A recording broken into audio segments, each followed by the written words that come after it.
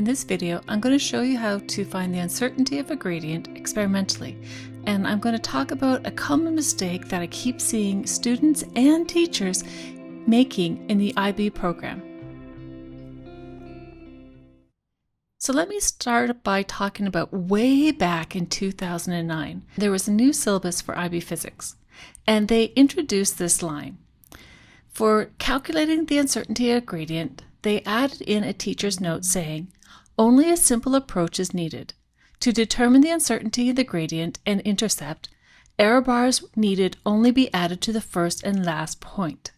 Now, I think they've been kicking themselves ever since because this has caused so much problems and error in IAs ever since. Let's think about that for a second.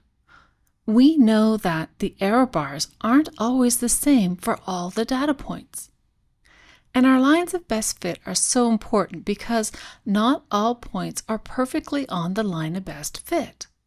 I always tell my students in math class, they live in something I say is math land, where everything is perfect and everything is always on the line. And well, we live in reality, and in physics, that's why we have error bars. So what if that first point or the last point is farther from our line of best fit, and they have a larger error bar? So why would we base all of our uncertainty on just the first or last point, especially if they have a larger or smaller error bar than the rest? They're not really indicative if they don't all have the same amount of error. Well, in the very next syllabus release, that was 2016. So for most of us nowadays, we call that the old syllabus because even more recently, in 2025, we now call that the new syllabus. So now we're 2 syllabi released since then. And we still have the examiner saying to us that teachers and students are still going by this first and last data points. Read for yourself. This is word for word from the examiner report.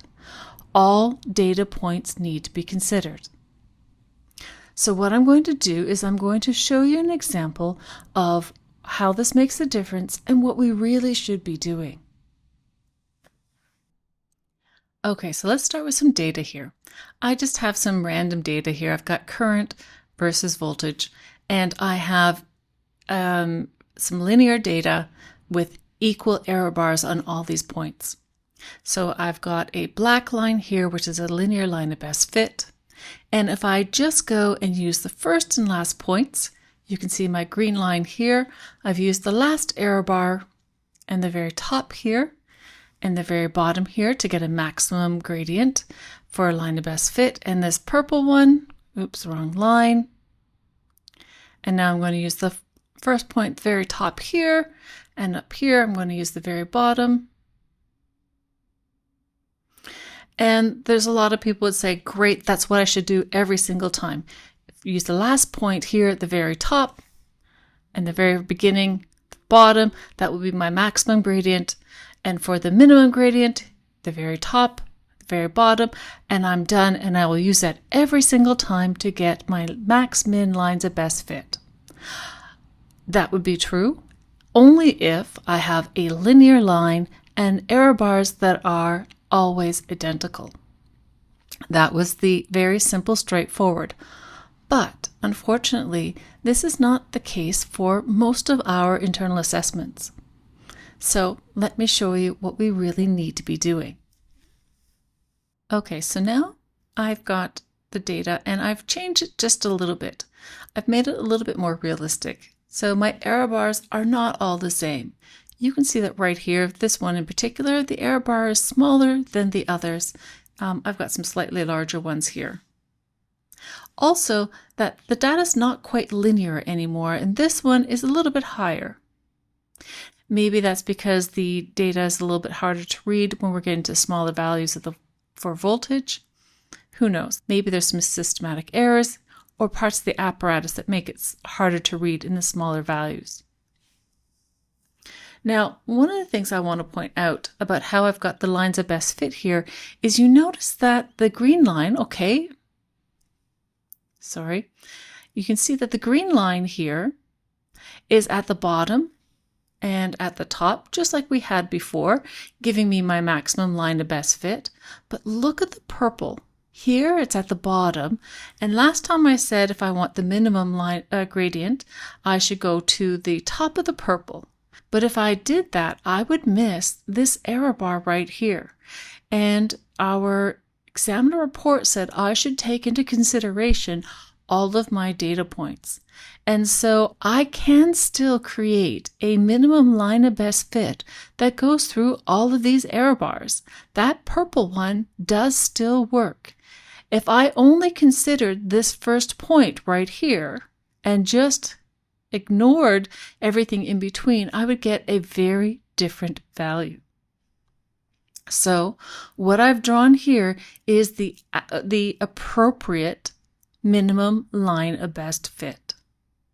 So my minimum line of best fit has a gradient of 16.30 and 18.41.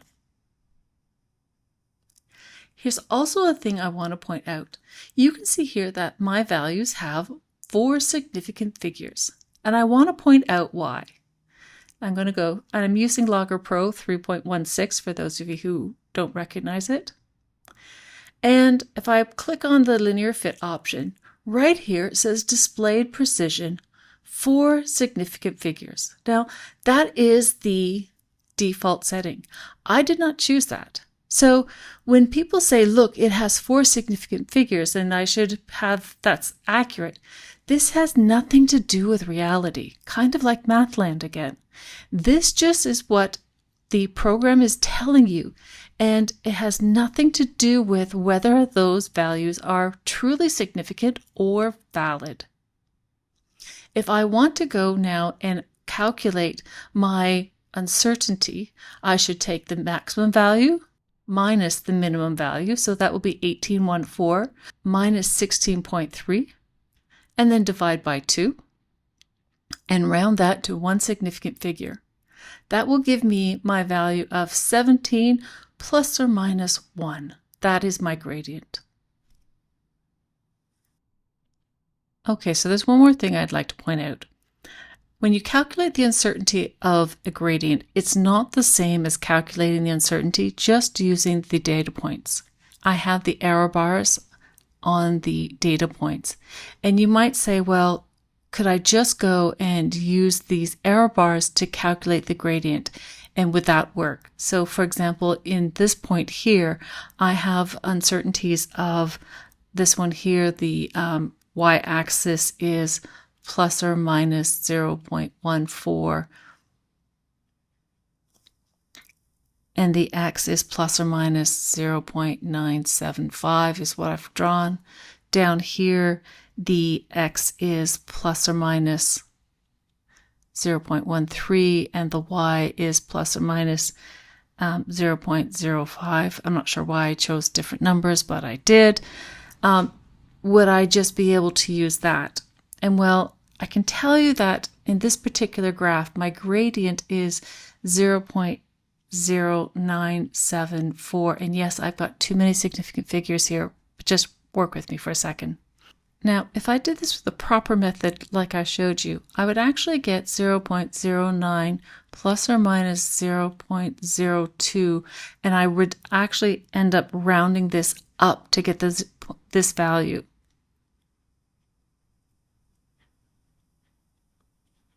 And if I did this just using the error bars and did the proper error propagation, you know, as in when I subtract, I use the absolute uncertainties, and then I'm dividing with the gradient, and I have these percentage and then put it back to the absolute, I end up getting this value, which is rounded down.